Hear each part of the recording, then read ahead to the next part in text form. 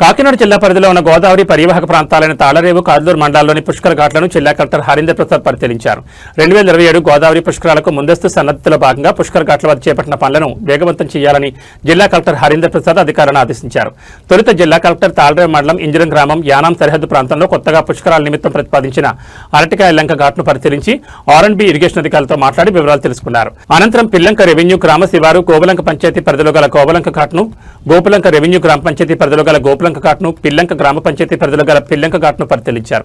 ఈ పర్యటనలో తాళరేవు, కాదలూరు మండలం tahsildar P Trinatharao Thakur, Thallarevu MPDO Satyanarayana, irrigation R&B అధికారులు పాల్గొన్నారు.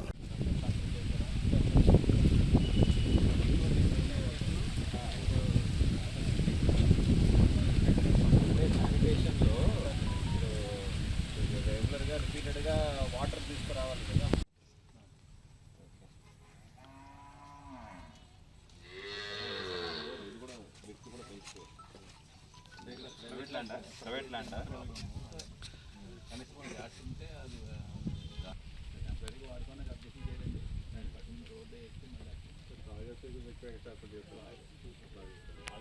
రోడ్డుకి గ్లాస్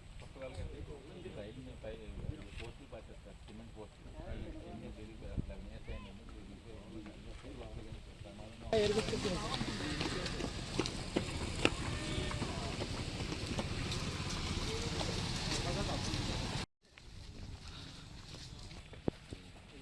ఎంత విడితే ఇచ్చాను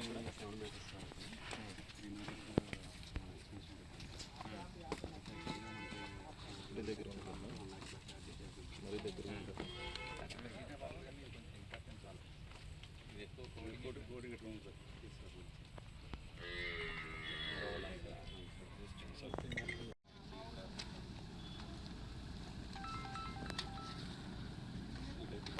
దిగడానికి ఉంటుంది సార్. ఆ టైంకి కొంచెం వాటర్ లెవెల్ కూడా బాగా పెరుగుతుంది సార్.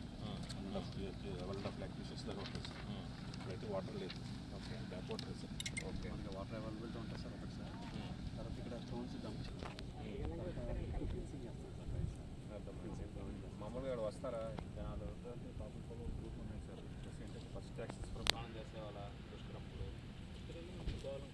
ఓలంక వస్తారు. ఇక్కడ వస్తారా? అదే క్వశ్చన్. ఓలంక వల్ల క్రౌడ్ లేదు కాబట్టి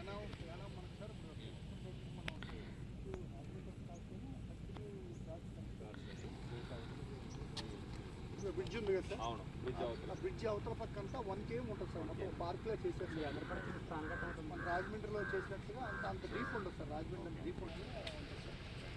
చాలామంది కాకినాడ వాళ్ళు కూడా రాజమండ్రి ఫస్ట్ చేస్తారు సార్. ఈ సరౌండింగ్స్ అంతా ఇక్కడ వచ్చేస్తారు. మీరు ఏదో చెప్పడానికి వచ్చారు.